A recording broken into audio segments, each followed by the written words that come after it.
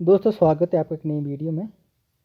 और दोस्तों हमने एक सीरीज़ शुरू की थी प्रैक्टिस सेट की, स्व मूल्यांकन सीरीज, जिसका नाम हमने रखा था और उसको हम आगे बढ़ाते हैं। आज हमने अब तक बहुत कुछ देख लिया था दोस्तों। आदिकाल संपूर्ण हमने देख लिया था, उसके बाद भक्ति काल की शुरुआत हो गई थी और आज हमारा कृष्ण भक्ति काव्य धारा है भक्ति काल में। इससे पहले हमने भक्ति काल में भी भक्ति काल के उदय के सामाजिक सांस्कृतिक कारण, ठीक है, ये सब देख लिए थे। और उसके बाद हमने संत काव्य धारा, सूफी काव्य धारा और उसके बाद दोस्तों राम भक्ति काव्य धारा भी देख ली हुई है। अगर आपने वो वीडियो नहीं देखी हो तो आप प्लेलिस्ट में जाइए, आपको प्लेलिस्ट मिल जाएगी। स्व मूल्यांकन नाम से प्लेलिस्ट का क्रिएट कर दी गई हुई है।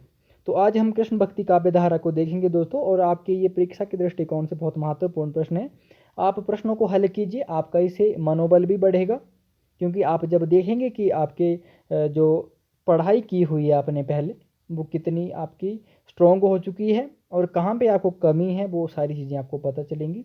ठीक है, और कुछ एक प्रश्न बहुत महत्वपूर्ण हैं जो यहाँ से छप सकती हैं परीक्षा में, तो आपको इसका ध्यान देना है। तो चलिए ज़्यादा समय नहीं गवाते हैं, चैनल पे नए हो तो सब्सक्राइब कर लीजिए। ठीक है, HP PGT वाले तो विशेष ध्यान दें इसके लिए, ठीक है, क्योंकि इस तरह के प्रश्न जरूर बनेंगे उनके लिए। ठीक है, तो हिंदी साहित्य का इतिहास तो मुझे ऐसे लगता है कि हिंदी से संबंधित जो भी परीक्षाएं होती हैं तो उनमें तो आता ही आता है, तो हिंदी साहित्य का इतिहास तो सबको पढ़ना ही चाहिए।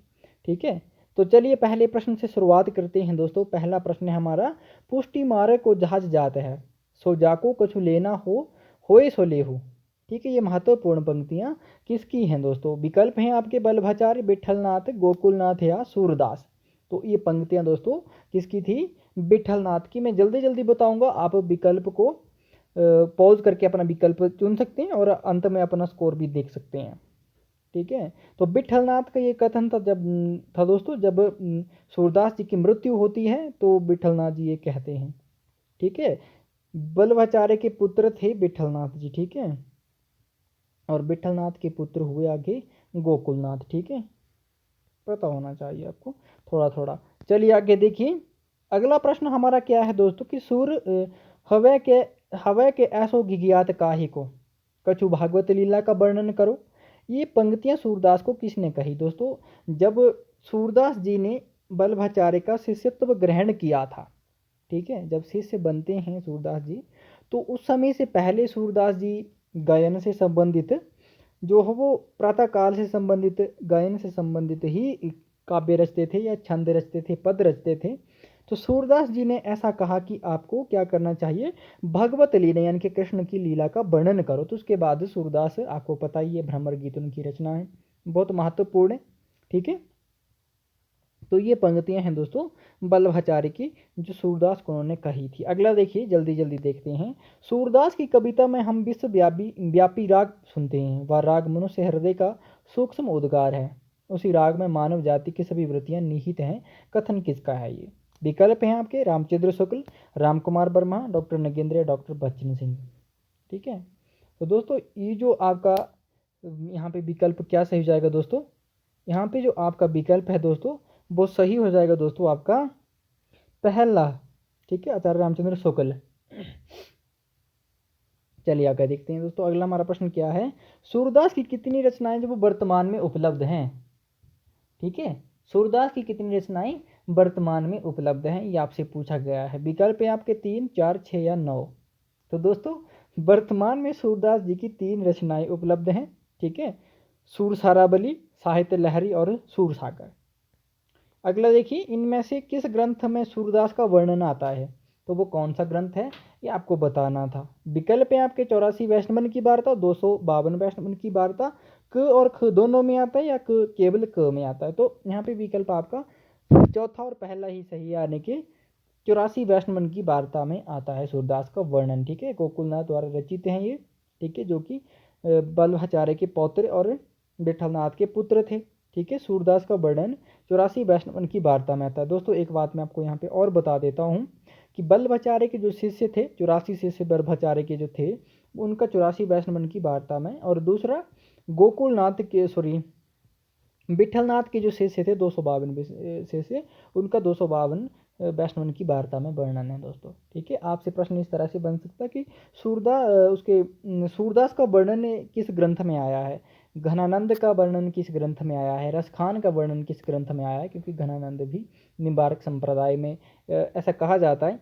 ठीक है, परंतु वो वल्लभ संप्रदाय में दीक्षित थे। तो इस तरह से प्रश्न बन सकते हैं दोस्तों, तो आपको ध्यान देना है इसके संबंध में। ठीक है,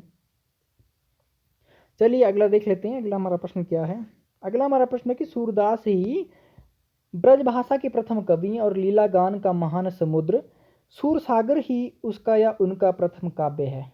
तो यहाँ पे उनका होना चाहिए। ये कथन किसका है? विकल्प है रामचंद्र शुक्ल, हजारी प्रसाद द्विवेदी, राम कुमार वर्मा या डॉक्टर नगेंद्र। दोस्तों तो आप यहाँ पे अंदाजा लगा सकते हैं ये किसका प्रश्न कथन हो सकता है दोस्तों। ये हजारी प्रसाद द्विवेदी जी का कथन है।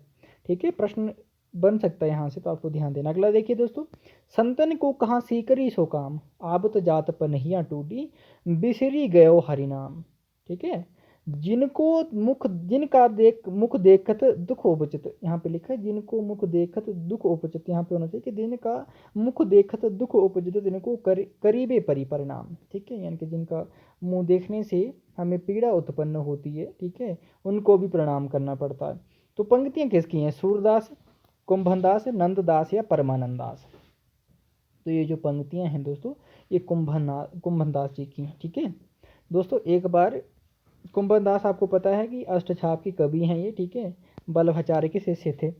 अकबर, ठीक है, अकबर के समकालीन थे। ये प्रश्न इस तरह से भी परीक्षा में बन सकता है कि इनमें से अकबर का समकालीन कौन था, या कुंभनदास किसके समकालीन थे, सूरदास जी किसके समकालीन थे। तो ये भी आपको ध्यान रखना, क्योंकि इस तरह के परीक्षा में पहले प्रश्न बने हुए हैं। ठीक है, तो दोस्तों अकबर ने अपनी राजधानी सीकरी कुंभनदास जी को बुलाया। ठीक है, तो वो उनको राजकवि की उपाधि देना चाहते थे, या उनको कुछ द्रव्य देना चाहते थे। ठीक है, जब सीकरी पहुंचते हैं कुंभनदास जी, तो ये कहते कि संतन को कहाँ सीकरी सो काम। ठीक है, कि संतन को, यानी कि संत जो लोग होते हैं इनको सीकरी क्या काम है। राजधानी थी सीकरी उस समय। ठीक है, बहुत बड़ा शहर हुआ करता था। आगे कि आबत जात पनहिया टूटी, पनहिया होती हैं दोस्तों जो खड़ाउएँ हुआ करती थी उस समय। ठीक है, आप चप्पल कह सकते हैं, जूते कह सकते हैं। आवत जात आने जाने से पनहियाँ टूट गई हैं, बिसरी गए हरि नाम। ठीक है, हर यानी कि भगवान का नाम भी बिसर गए, भूल गए हैं। यानी कि क्यों भूल गए हैं? क्योंकि वो चल रही हैं कब से, पता नहीं कहाँ से कहाँ तक चले होंगे। ठीक है, वो आगे कहते हैं दोस्तों, आगे इन पे व्यंग्य किया है कुंभनदास जी ने कि जिनको मुख देखत दुख उपजत। ठीक है, कि जिनका मुख देखने भर से, ऐसे लोगों का मुख देखने से, मुंह देखने से हमें संतों को जो दुख उत्पन्न होता है, तिनको करीबे परिपरिणाम, उनको भी प्रणाम हमें करना पड़ता है, हमारी मजबूरी हो जाती है। एक व्यंग्य कर दिया उन्होंने फिर। ठीक है, तो ये कुंभनदास जी की दोस्तों यहाँ पे पंक्तियाँ थी। प्रश्न बनता है, बहुत बार पूछा गया है ये। अगला देखिए, किस रचना के कारण नंददास को जड़िया कवि की उपाधि मिली थी? विकल्प है विरह मंजरी, रूप मंजरी, रास पंचाध्यायी या सिद्धांत पंचाध्यायी। तो दोस्तों विकल्प आपका तीसरा सही हो जाएगा, यानी कि रास पंचाध्यायी के कारण। अगला देखिए, किस विद्वान ने नंददास कृत रास पंचाध्यायी को हिंदी का गीत गोविंद कहा है? प्रश्न बन सकता है, आपको ध्यान देना इसके संबंध में। ठीक है, ऐसे कौन से विद्वान हैं जो नंददास की रास पंचाध्यायी। एक तो प्रश्न आपका यही बनेगा कि नंददास को किस रचना के कारण जड़िया कवि की उपाधि दी गई, और दूसरा यहाँ ये प्रश्न बना है कि हिंदी का गीत गोविंद कहा गया है। ठीक है, गीत गोविंद किसकी रचना है दोस्तों? संस्कृत में ये विद्यापति नहीं, जयदेव की रचना थी। ठीक है, अलंकारवादी जयदेव हुआ करते थे। ठीक है, अलंकार संप्रदाय के समर्थक थे, कट्टर समर्थक थे।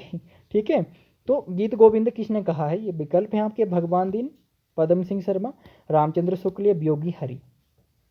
तो विकल्प आपका चौथा सही है दोस्तों, वियोगी हरि जी ने। ठीक है, अगला देखिए, जब अष्टछाप की स्थापना की गई तो नंददास की जगह किसको स्थान दिया गया? दोस्तों यहाँ बहुत महत्वपूर्ण प्रश्न है ये। ठीक है, इसको ध्यान दीजिएगा आप, किसको स्थान दिया गया था? क्योंकि नंददास की उस समय जो आयु थी वो 12 वर्ष थी। कितनी वर्ष थी दोस्तों? 12 वर्ष हुआ करती थी उस समय नंददास की आयु। ठीक है, तो नंददास की जगह कोई और अष्टछापी के कवि हुआ करते थे। विकल्प हैं आपके नंददास विष्णुदास छिंपा है, और अंतिम विकल्प है आपका गोविंद स्वामी। तो दोस्तों आपका विकल्प यहाँ पे तीसरा सही हो जाएगा, विष्णुदास छिंपा को। ठीक है, जब नंददास जी, ठीक है, नंददास 18 वर्ष के हुए तो विष्णुदास छिंपा को हटा करके नंददास को गद्दी दी जाती है। ठीक है, इसके संबंध में आपको पता होना चाहिए। ठीक है, अगला देखिए, यहाँ से प्रश्न बन सकते हैं दोस्तों, क्योंकि यूनिक टाइप के प्रश्न होते हैं। आगे एक और यूनिक प्रश्न इसी तरह का आपको देखने को मिलेगा। इनमें से बल्लभाचार्य के शिष्य नहीं है, ठीक है, बल्लभाचार्य के शिष्य नहीं है, यहाँ से प्रश्न बनते हैं दोस्तों। आपको पता है अष्टछाप की जब स्थापना होती है उसमें 8 कवि थे, तो 8 कवियों में 4 शिष्य दोस्तों बल्लभाचार्य के थे और 4 शिष्य उनके पुत्र विठलनाथ के थे। तो प्रश्न यहाँ से बहुत बार बनता है, तो आपको ध्यान देना इसके संबंध में। कुंभनदास, कृष्णदास, परमानंद दास या गोविंद स्वामी। ठीक है दोस्तों, तो यहाँ पे दोस्तों बल्लभाचार्य के शिष्य कौन नहीं है? गोविंद स्वामी नहीं है, क्योंकि ये किसके शिष्य हैं?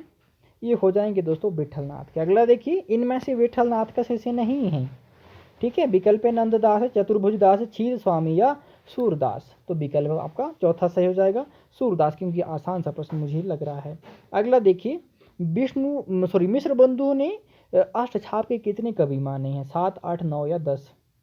ठीक है, अब दोस्तों आपको यहाँ पे लग रहा होगा कि ये किस तरह का प्रश्न है। बेहुदा इस तरह का प्रश्न नहीं होना चाहिए आपके विचार अनुसार। क्यों? क्योंकि अष्टछाप का नाम ही 8 कवियों के आधार पर पड़ा हुआ है। तो यहाँ पे प्रश्न इस तरह का बनाने का क्या मकसद होगा? तो देखिए 7, 8, 9 या 10, तो आपके ये विकल्प थे दोस्तों। 9 यहाँ पे कवि माने थे मिश्र बंधुओं ने अष्टछाप के। ठीक है, मिश्र बंधुओं ने कितने कवि माने थे? 9 कवि माने थे, और 9वां कवि जो माना था दोस्तों मिश्र बंधुओं ने, वो नागरीदास को माना था। आपको पता होना चाहिए। और ध्यान दीजिए, प्रश्न यहाँ से बन सकता है मिश्र बंधु विनोद से, ये प्रश्न है दोस्तों। ठीक है, नागरीदास प्रश्न बन सकता है, तो आपको ध्यान देना है। चलिए अगला देखिए, अगला हमारा प्रश्न दोस्तों कथन से संबंधित है। श्रृंगार और वात्सल्य के क्षेत्र में जहां तक इनकी दृष्टि पहुंची वहां तक और किसी कवि की नहीं। ये प्रश्न किसका हो सकता है? राम कुमार वर्मा, रामचंद्र शुक्ल, हजारी प्रसाद द्विवेदी या डॉक्टर नकेंद्र। दोस्तों किसका प्रश्न कथन हो सकता है दोस्तों? ये आचार्य रामचंद्र शुक्ल जी का कथन है। ठीक है, आचार्य रामचंद्र शुक्ल ने कहा भी है कि ये जो है सूरदास जी वात्सल्य रस के सम्राट हैं। अगला देखिए, रस खान का वास्तविक नाम क्या था? सैयद इब्राहिम, मुल्ला दाऊद, अब्दुल रहमान या अब्दुल हसन। ठीक है, या अबुल हसन। तो सैयद इब्राहिम दोस्तों। ठीक है, प्रश्न बन सकता है। अगला देखिए, अगला हमारा प्रश्न क्या है दोस्तों? इन मुसलमान हरिजनन पे कोटिक हिंदू बारिये। पंक्तियां किसकी? बहुत प्रसिद्ध पंक्तियां दोस्तों ये, और बहुत बार पूछी भी जाती हैं। विकल्प हैं आपके सूरदास, श्रीधर पाठक, भारतेंदु हरिश्चंद्र, प्रताप नारायण मिश्र, और अंतिम विकल्प जो मैंने यहाँ पे नहीं दिया है, नाभादास। ठीक है, तो दोस्तों यहाँ पे आपका विकल्प क्या सही हो जाएगा? यहाँ पे दोस्तों आपका विकल्प तीसरा सही हो जाएगा, भारतेंदु हरिश्चंद्र जी की ये पंक्तियाँ हैं। ठीक है, इन हरिजनन हिंदू पे, ठीक है, इन हरिजनन मुसलमान पे, ऐसा करके कसम है दोस्तों ये, कि इन मुसलमान हरिजनन पे कोटिक हिंदू बारी है। ठीक है, तो ये किसकी है दोस्तों पंक्तियाँ? ये थी आपकी रस खान के संबंध में भारतेंदु हरिश्चंद्र जी की। ठीक है, भारतेंदु हरिश्चंद्र ने दोस्तों उत्तर भक्तमाल एक रचना लिखने की कोशिश की थी। ठीक है, अधूरी रचना है वो उत्तर भक्तमाल। आपको पता है कि भक्तमाल के रचनाकार कौन है? नाभादास है। ठीक है, तो भक्तमाल की दोस्तों एक परंपरा हुआ करती थी, बहुत समृद्ध परंपरा रही है। बहुत सारे भक्तमाल आपको हिंदी में देखने को मिल जाएंगे। ठीक है, तो उत्तर भक्तमाल की रचना की थी भारतेंदु हरिश्चंद्र ने, और उस ग्रंथ में ये पंक्तियां आई हैं। अगला देखिए, जाके प्रिय न राम बैदेही, तजिए ताही बैरी कोटि सम, यद्यपि परमस नहीं। तुलसीदास ने किसके पत्र के जवाब में ये पंक्तियां भेजी थी? विकल्प है रसखान, सूरदास, नंददास या मीराबाई। तो आप अंदाज़ा लगा सकते हैं कि ये किसके संबंध में हो सकता है दोस्तों। ये जो पंक्तियां हैं सूरदास जी ने मीराबाई के पत्र के संबंध में कही थी।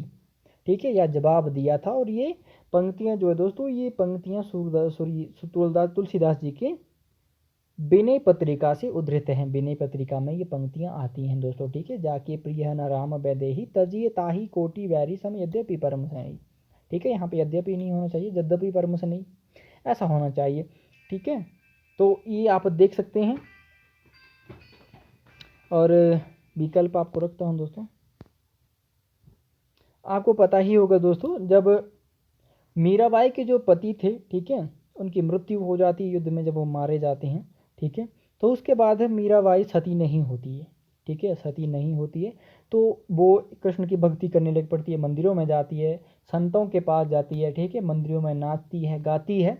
तो ये सब जो वो राजघराने के समय हुआ करते थे, ठीक है। तो उस समय के जो राजे रजवाड़े हुआ करते थे तो उनको ये पसंद नहीं था, मीराबाई के जो देवर थे उनको ये बेसिकली नहीं पसंद था। उन्होंने तो उनको जहर तक देने की कोशिश की थी मीराबाई को, ऐसी किंवदंतियाँ हमें देखने को मिल जाती हैं, ठीक है।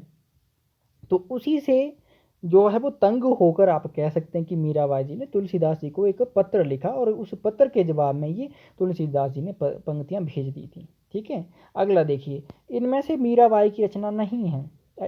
एक ऐसी रचना है दोस्तों जो मीराबाई की नहीं होगी, तो कौन सी नहीं है? विकल्प है नरसिंह जी का मायरा, गीत गोविंद टीका, राग सोरठा के पद, राग गोविंद, या इनमें सभी रचनाएं मीराबाई की हैं। आपका अंतिम विकल्प सही है दोस्तों, यहाँ पे इनमें सभी रचनाएं मीराबाई जी की हैं। अगला देखिए, मीरा और सूरदास की भक्ति भावना क्रमशः किस भाव की है?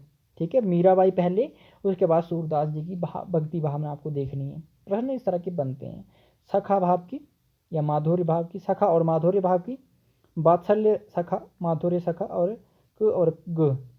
तो दोस्तों आपका विकल्प यहाँ पे क्या सही है? आपका विकल्प दोस्तों यहाँ पे तीसरा सही हो जाएगा। क्रमशः की बात की गई तो माधुर्य सबसे पहले मीराबाई और सखा भाव की भक्ति सूरदास की मिलती है। अगला देखिए, श्री कृष्ण की बंसी का अवतार किसे माना जाता है? ठीक है दोस्तों, श्री कृष्ण की बंसी का अवतार किसे माना जाता है? गोविंद स्वामी, हित हरिवंश, हित वृंदावन दास, और छीत स्वामी। दोस्तों वंश इसको याद रख लीजिए, हित हरिवंश जहाँ पे आ जाएगा, श्री कृष्ण की वंश का अवतार वहाँ पे लगा दीजिएगा। अगला देखिए, रस खान किस संप्रदाय में दीक्षित थे?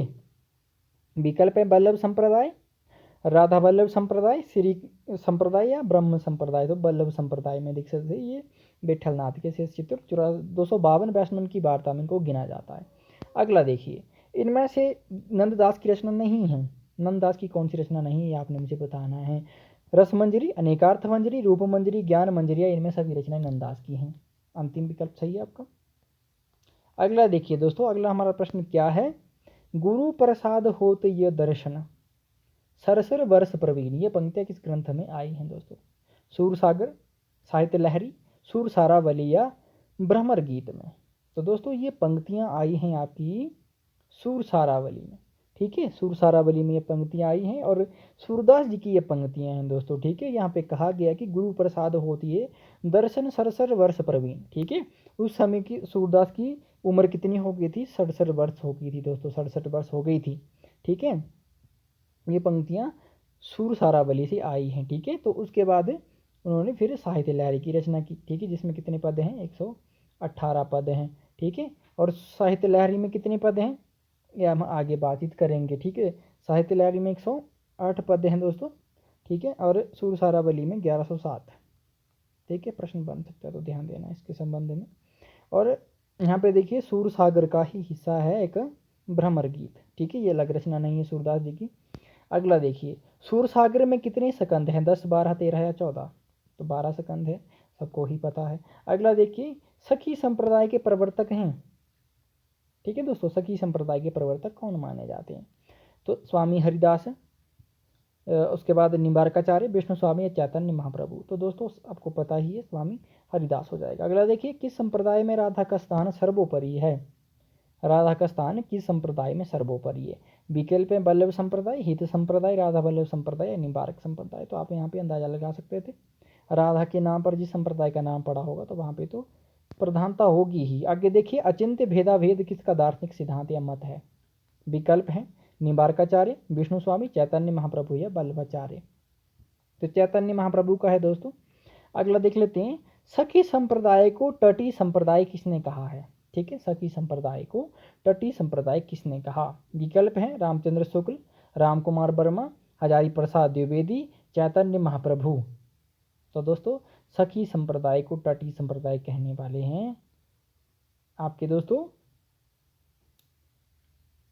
यहाँ पे दोस्तों अंतिम विकल्प नहीं दिया गया है, जो होगा आपका दोस्तों मिश्र बंधु, ठीक है।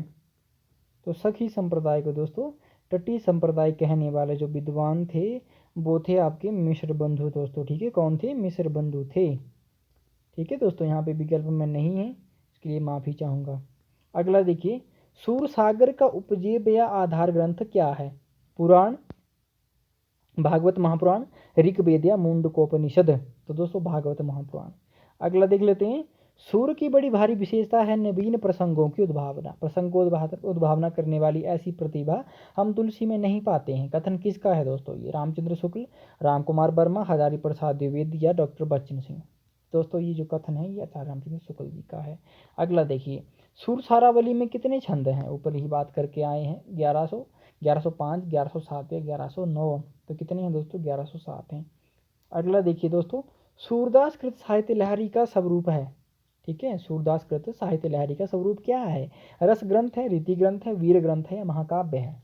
तो दोस्तों साहित्य लहरी रीति ग्रंथ है। ठीक है, प्रश्न बन सकता है। अगला देखिए, श्री कृष्ण के सुदर्शन चक्र का अवतार किसे माना जाता है? चैतन्य महाप्रभु, सूरदास, बल्लभाचार्य और निम्बारकाचार्य। तो दोस्तों श्री कृष्ण के सुदर्शन चक्र का अवतार निम्बारकाचार्य को माना जाता है। अगला देखिए, किस संप्रदाय में राधा के स्वकीय रूप के आराधना का विधान है? ठीक है, राधा के स्वकीय रूप की आराधना का विधान किस संप्रदाय में है? विकल्प हैं गौड़ीय संप्रदाय, बल्लभ संप्रदाय, निम्बारक संप्रदाय, तटीय संप्रदाय। तो दोस्तों राधा के स्वकीय रूप का जो विधान है वो निम्बारक संप्रदाय में। अगला देखिए, बल्लभाचार्य का अधूरा ग्रंथ कौन सा था? अणुभाष्य, तत्वदीप निबंध, पूर्व मीमांसा भाष्य, सुबोधनी टीका। तो दोस्तों आपका विकल्प पहला सही है यहाँ पे, अणुभाष्य, जिसको उनके पुत्र विठलनाथ ने पूरा किया था। अगला देखिए, हितु सखी का अवतार किसे माना जाता है? ठीक है, हितु सखी का अवतार किसे माना जाता है? श्री भट्ट, हरिव्यास देव, निम्बारकाचार्य, सूरदास। तो दोस्तों हितु सखी का अवतार श्री भट्ट को माना जाता है। अगला प्रश्न देखिए, इनमें से निम्बारकाचार्य का ग्रंथ नहीं है। कौन सा ग्रंथ है जो वो निम्बारकाचार्य का नहीं है? ये प्रश्न बना है। वेदांत पारिजात सौरभ, 10 श्लोकी, मंत्र रहस्य षोडशी, प्रपन्न कल्प पल्लवी या इनमें सभी हैं? तो दोस्तों ये जो सभी ग्रंथ है ये निम्बारकाचार्य जी के हैं। प्रश्न बन सकता है यहाँ से, तो आपको ध्यान देना है। अगला देखिए, सूरदास बल्लभाचार्य से कितने दिन छोटे थे? प्रश्न बन सकता है। ठीक है, प्रश्न बन सकता है, तो आपको ध्यान देना है इसके संबंध में। तो कितने दिन छोटे थे दोस्तों? सिर्फ और सिर्फ 10 दिन ही छोटे थे। अगला देखिए, हिंदी में भ्रमर गीत काव्य परंपरा का प्रवर्तन किसने किया?